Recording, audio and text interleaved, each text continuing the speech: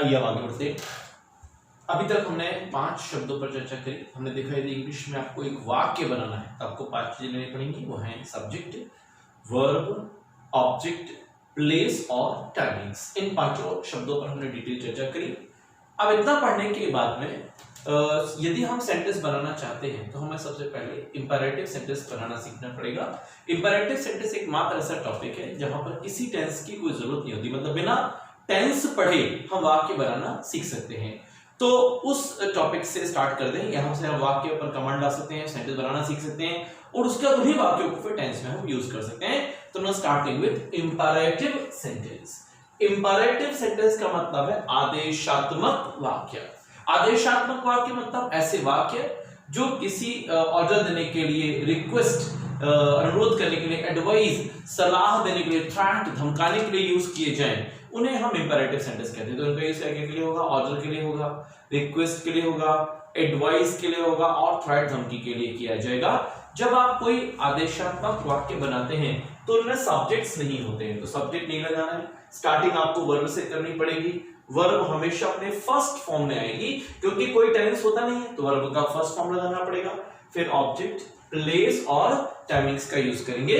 यदि आप negative sentence बनाना चाहते हैं तो शुरू में आपको एक डू नॉट लगाना पड़ेगा, वर्ब का फर्स्ट फॉर्म लगाना पड़ेगा, ऑब्जेक्ट, प्लेस और टाइमिंग्स लगाने पड़ेंगे। हम दिन भर में जो घर में बातचीत करते हैं उसका बहुत बड़ा हिस्सा आदेशात्मक वाक्य ही होते हैं। दिन भर हम घर में बहुत छोटे छोटे सेंटेंस बोलते हैं। आपको ध्यान देना पड़ेगा कि वो कौन कौन से सेंटेंस आप बोलते हैं, उनको धीरे धीरे इंग्लिश करना, कन्वर्ट करना पड़ेगा। जो वोकैबुलरीज नहीं बन रही होंगी उनको पता लगाइए, उनको यूज कीजिए। पर ये आपको ध्यान में रखना पड़ेगा कि आप भाषा सीखना चाहते हैं तब आप दिन भर घर में होने वाले कॉन्वर्सेशन में से इंपेरेटिव सेंटेंस ढूंढ के निकालेंगे और इंग्लिश करना शुरू करेंगे। जैसे आपने कहा भाई पानी भर दो, चाय ले आओ, खाना बना दो, प्लेट सर्व कर दो, गाड़ी धो लो, चाबी दे दो, ना दरवाजा बंद कर दो, दरवाजा खोल दो, ताला लगा दो, पंखा बंद करो, पंखा चालू कर दो, चैनल चेंज करो। ये ऐसे ऐसे छोटे छोटे सेंटेंस आप बहुत सारे बोलते हैं और दिन भर घर में हम इस तरह के ही सेंटेंस बोलते हैं। तो यदि किसी व्यक्ति को इंपेरेटिव सेंटेंस बनाते बनता है तो वो अपने लाइफ के 25% सेंटेंस को इजीली ट्रांसलेट कर सकता है। हमने कुछ सेंटेंस यहाँ पर लिए हुए। सबसे पहला सेंटेंस हमने लिखा पढ़ाया करो। अब पढ़ाया करो ये पूरी की पूरी क्या हो जाएगी? वर्ब। इंग्लिश में वर्ब सबसे पहले लगाई जाएगी और किस फॉर्म में लगाई जाएगी? फर्स्ट फॉर्म में। तो पढ़ाया करो के लिए इंग्लिश हो जाएगी टीच। बस इसके अच्छा हमारी टोन जो है वो अलग अलग होती है।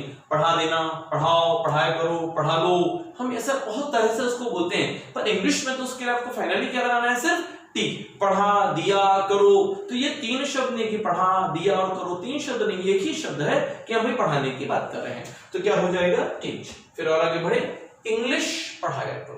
हमेशा आप लास्ट वाले वर्ड पर जाएंगे, पढ़ाया करो। आखिरी में जाएंगे तो आपको सरलता से वर्ब मिल जाएगी। जब वर्ब मिल जाएगी तो बाकी चीजें पहचानना सरल हो जाएगा। पढ़ाया करो ये क्या हो जाएगी? वर्ब। क्या पढ़ाना है? इंग्लिश।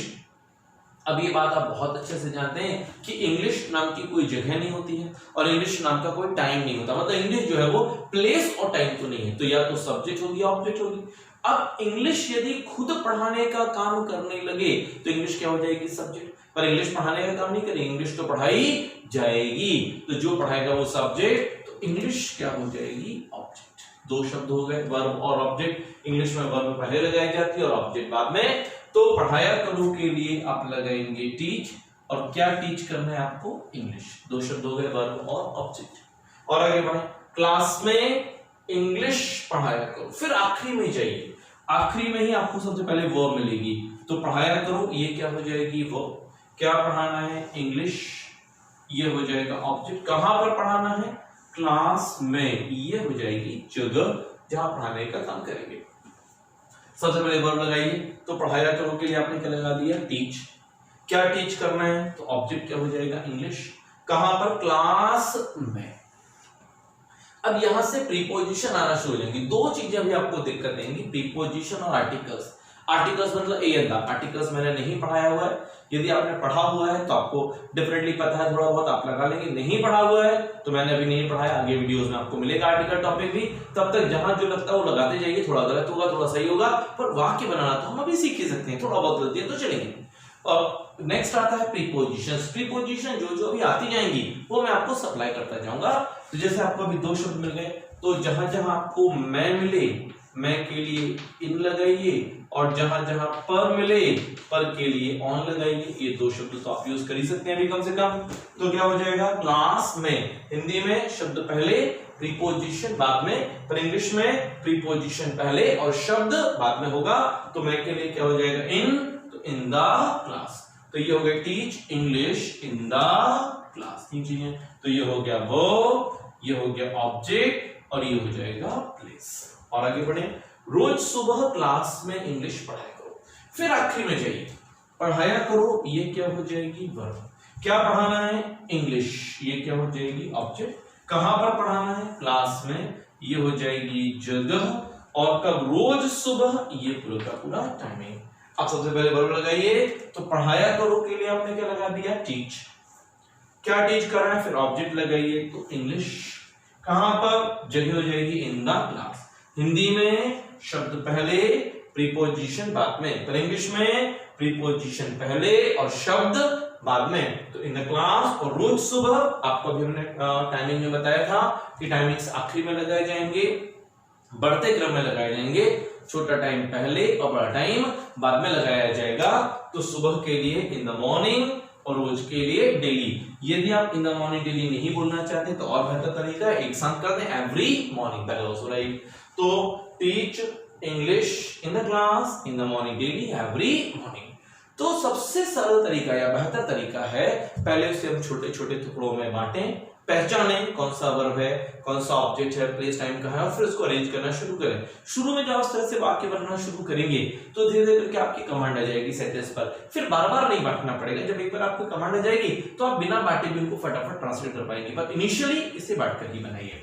जैसे शाम को कूलर में पानी भर देना, तो शाम को कूलर में पानी और भर देना। इसे बांटने का कोई तरीका नहीं, जैसा हम पढ़ते हैं वैसा ही बांटा जाता है। जैसे मैं आपसे बोलूं भाई रुक रुक के पढ़ो, तो जहां जहां आप रुकेंगे वहीं से बांटा जाएगा। तो जैसे आप रुकोगे तो कैसे रुकोगे, शाम को कूलर में पानी भर देना, तरीका ये रहेगा भाई। तो जैसा आपने पढ़ा बस वहीं से उसको बांटना शुरू करें। अब सबसे पहले लास्ट में जाइए, भर देना, ये वर्ब हो जाएगी। भर देना ये दो शब्द है कि भरना और दे देना, ऐसा नहीं बोल रहे। भर देना मतलब सिर्फ भरने की बात कर रहे हैं, तो भर देना ये वर्ब हो जाएगी। क्या भरना है, पानी, ये क्या हो जाएगा, ऑब्जेक्ट। क्यों, क्योंकि पानी भरने का काम नहीं करेगा, पानी तो भरा जाएगा, जो भी भरेगा वो सब्जेक्ट, तो पानी हो जाएगा ऑब्जेक्ट। कूलर में भरना है, ये प्लेस, और शाम को ये टाइम। अब अरेंज करें, सबसे पहले आपने वर्ब लगाई भर देना के लिए फिल, फिर ऑब्जेक्ट लगाया पानी के लिए वाटर। कहां पर, कूलर में। अभी हमने डिस्कस किया था, हिंदी में शब्द पहले प्रीपोजिशंस बाद में, पर इंग्लिश में प्रीपोजिशंस पहले और शब्द बाद में। तो मैं के लिए आपने क्या लगा दिया, इन द कूलर। अभी द को लेकर कंफ्यूज नहीं होंगे, आर्टिकल्स नहीं पढ़े हैं, जब पढ़ेंगे तो क्लियर हो जाएगा। इन द कूलर शाम को, इन द इवनिंग, ये तो मैंने आपको कहा था टाइमिंग में क्या याद कर लीजिए। तो जब भी हम सेंटेंस बनाएंगे, कहीं पर कोई भी सेंटेंस बनाएंगे, अभी से लेके टेंस, वॉइस, नरेशन, मॉडल्स, जहां पर भी आप सेंटेंस बनाएंगे, सेंटेंस बनाने का पैटर्न यही है, वर्ब, ऑब्जेक्ट, प्लेस और टाइमिंग्स। एक एक करके इनको बांटिए और अरेंज कीजिए, धीरे करके आपकी कमांड आना शुरू हो जाएगी। हम इसके बाद वाले वीडियो में कुछ और सेंटेंस ले रहे हैं जहां पर हम इनको बांटकर और अच्छे से एक्सप्लेन कर सकें how to arrange the sentences, और 5-8 सेंटेंस करने के बाद फिर हम आपको एक सेंटेंस की सीरीज भी दे रहे हैं कि आपको उनको खुद ट्रांसलेट करना है, फिर मैं एक्सप्लेन भी करूंगा। पर पहले आप उनको खुद ट्रांसलेट करें, उसका वीडियो में जाकर उसको मैच करें कि कितना सही है और कितना गलत है। तो नेक्स्ट वीडियो में आपको कुछ और सेंटेंस मिलेंगे जिन पर हम डिस्कशन करेंगे हाउ टू डिवाइड, कैसे उनको बांटे और कैसे अरेंज करें। और उसका इसके बाद का जो थर्ड वीडियो होगा उसमें आपको मिल जाएगा एक सेंटेंस का पूरा क्वेश्चन आया जिसमें बहुत सारे सेंटेंसेस होंगे जिनको आपको खुद ट्रांसलेट करना है, और फिर उसका एक्सप्लेनेशन होगा कि कैसे उसको हमने बांटा और अरेंज किया। Okay, thank you.